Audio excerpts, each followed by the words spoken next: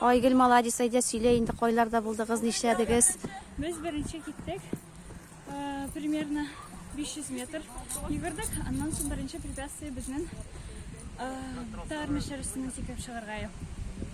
Алар где-то 1 метрлык өстә, аны 4 тагырма сикереп чыкты. Аннан соң икенче испытание ул балалар арасыннан чыгу иде. Өченчесе безнең булды тар мәшәр өстеннән тоже сикереп чыгу, только аяк белән. Не на высоту, а өстенә басып чыгу. Аннан соң менеп киттек таулар ягына. Тау где-то примерно 500 метров тоже. Аннан соң китте сикерү агач арасыннан. Агачтан сикереп чыгасы иде. Аннан соң тагы нәзрәк тауга мендек тә. Аннан соң бер минут тотып, где-то ярты метрлык.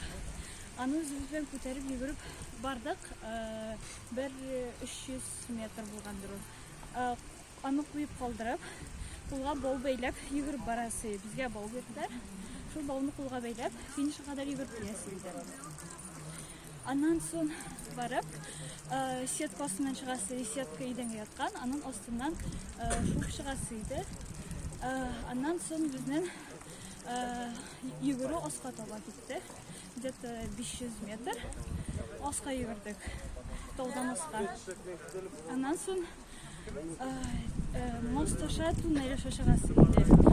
Бөкрәеп.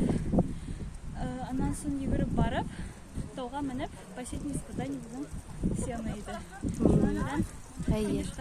Афәрин Зәйнәп, бигрәк катлаулы юллар үткәнсез. Афәрин сүзегез кайсы яктан? Балташның үзеннән. Уңышлар сезгә, бәйрәм белән сезгә. Бик зур рәхмәт сезгә. Афәрин, барыгызга да, командагызга.